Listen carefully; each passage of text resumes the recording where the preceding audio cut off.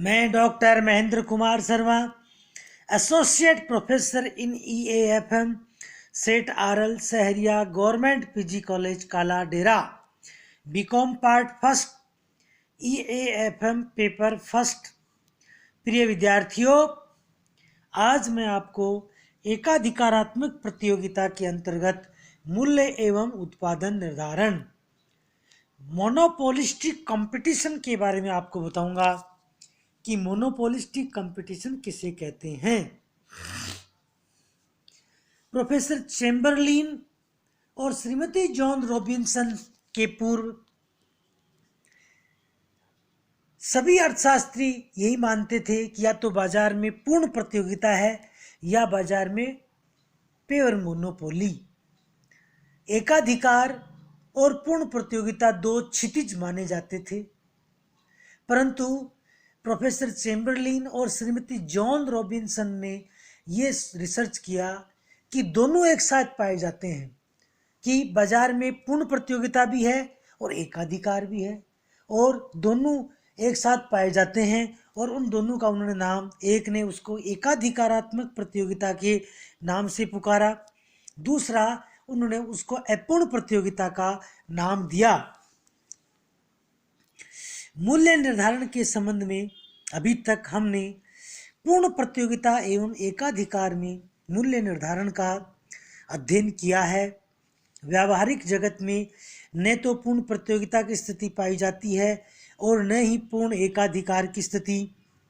व्यावहारिक जगत में इन दोनों स्थितियों के मध्य की स्थिति पाई जाती है, जिसे अपूर्ण प्रतियोगिता अथवा एकाधिकारात्मक प्रतियोगिता के नाम से जाना जाता है। एकाधिकारात्मक प्रतियोगिता की धारणा का प्रतिपादन प्रोफेसर एडवर्ड एम चैम्बरलिन के द्वारा सन 1933 में किया गया था। सन 1933 में ही श्रीमती जॉन रॉबिन्सन ने अपूर्ण प्रतियोगिता का सिद्धांत का प्रतिपादन किया।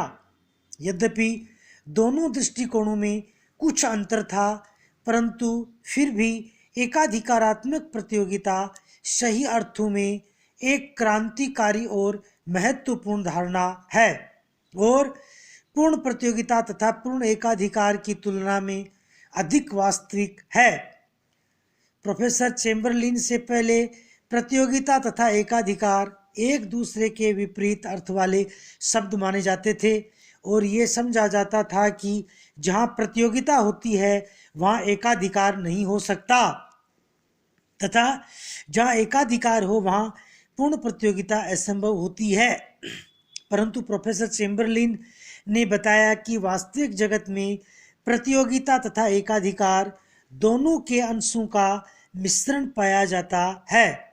प्रोफेसर चैम्बरलिन ने एकाधिकारात्मक प्रतियोगिता को परंपरावादी विचारधारा पर चुनौती मानते हुए लिखा है कि एकाधिकारात्मक प्रतियोगिता की धारणा अर्थशास्त्र की परंपरागत विचारधारा को चुनौती है, जिसमें कि प्रतियोगिता और एकाधिकार को दो विकल्प अवस्थाएं माना जाता है और व्यक्तिगत मूल्यों की या तो प्रतियोगिता के अंतर्गत और या एकाधिकार के अंतर्गत व्याख्या की जाती है। लेकिन इसके विपरीत मेरे विचार में अधिकांश आर्थिक अवस्थाएं प्रतियोगिता और एकाधिकार का मिश्रण होती हैं। अतः हमने प्रस्तावना में बैकग्राउंड में ये बताया कि भी प्रतियोगिता और एकाधिकार दोनों एक साथ पाए जाते हैं, तो एकाधिकारात्मक प्रतियोगिता की स्थिति में बाजार में पूर्ण प्रतियोगिता भी है और एकाधिकार भी है, दोनों का मिश्रण पाया जाता है। एकाधिकारात्मक प्रतियोगिता का अर्थ एवं परिभाषाएं।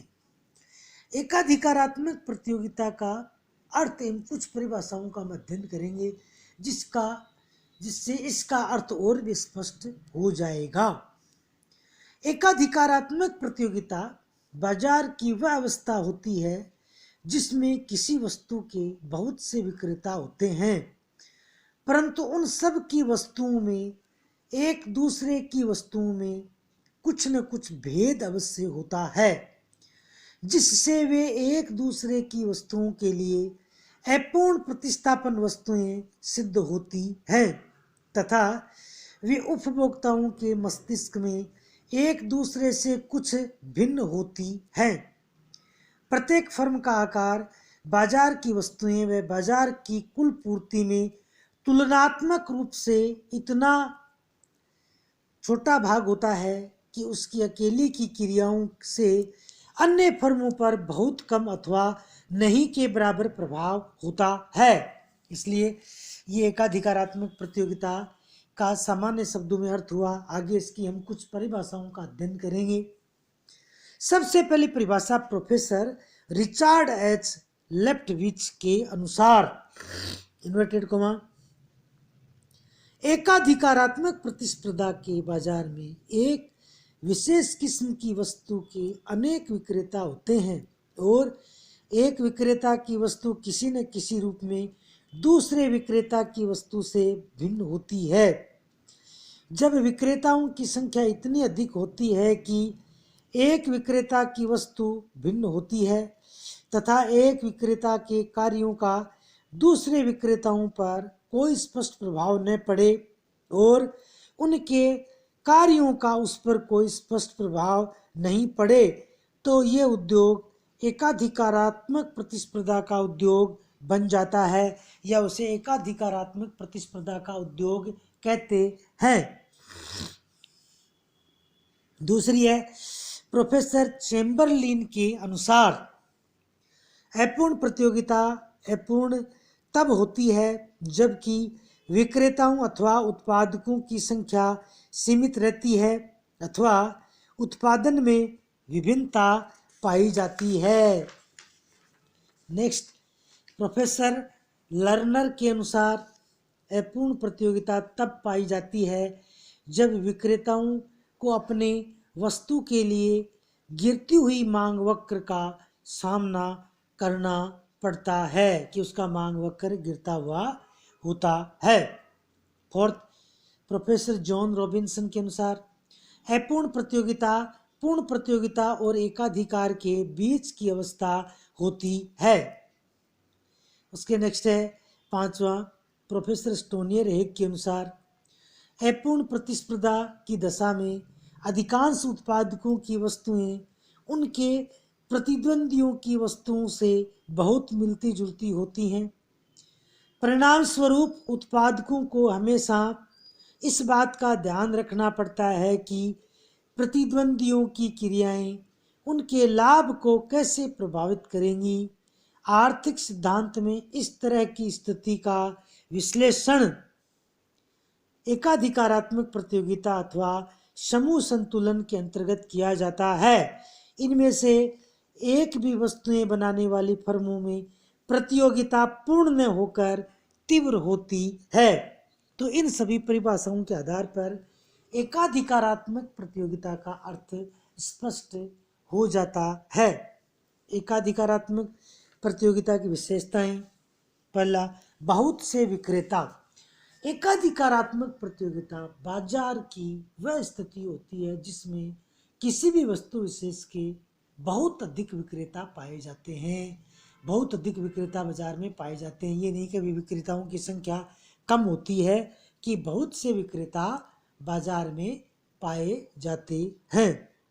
सेकंड, वस्तु विभेदीकरण।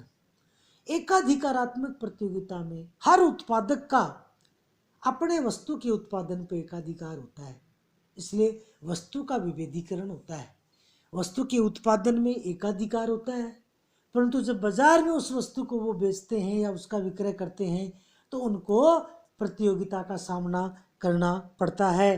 तो बाजार में वस्तु का विभेदीकरण होता है कि अपनी ब्रांड और अपना ब्रांड सुरक्षित होता है, तो वस्तु विभेदीकरण होता है। थर्ड, फर्मों के प्रवेश एवं बहिर्गमन की स्वतंत्रता, फ्री एंट्री एंड एग्जिट। पूर्ण एकाधिकारात्मक प्रतिस्पर्धा या एकाधिकारात्मक प्रतियोगिता के बाजार में फर्मों के प्रवेश एवं बहिर्गमन की स्वतंत्रता होती है। कोई भी व्यक्ति आके बाजार में फर्म अपनी लगा सकता है, कोई भी व्यक्ति बाजार छोड़ के जा सकता है। तो फर्मों के प्रवेश एवं बहिर्गमन की स्वतंत्रता होती है, फ्री एंट्री एंड एग्जिट होता है। नेक्स्ट होता फर्म का लोचदार मांग वक्र। पूर्ण प्रतियोगिता में फर्म का लोचदार मांग वक्र होता है कि भाई वस्तु की कीमत में जितना आनुपातिक परिवर्तन होगा उसके जस्ट उसका डबल आनुपातिक परिवर्तन मांगे जाने वाली मात्रा पे प्रभाव पड़ेगा, तो उसका फर्म का लोचदार मांग वक्र कहलाता है। फिफ्थ, उपभोक्ताओं की प्राथमिकताओं में अंतर। उपभोक्ताओं की प्राथमिकताओं में अंतर होता है कि उपभोक्ताओं की जो प्रेफरेंस है वो अंतर होता है कि उसमें छठा है विक्रेताओं द्वारा ग्राहकों को विभिन्न सुविधाएं प्रदान की जाती हैं। और लास्ट है गैर मूल्य प्रतिस्पर्धा। धन्यवाद।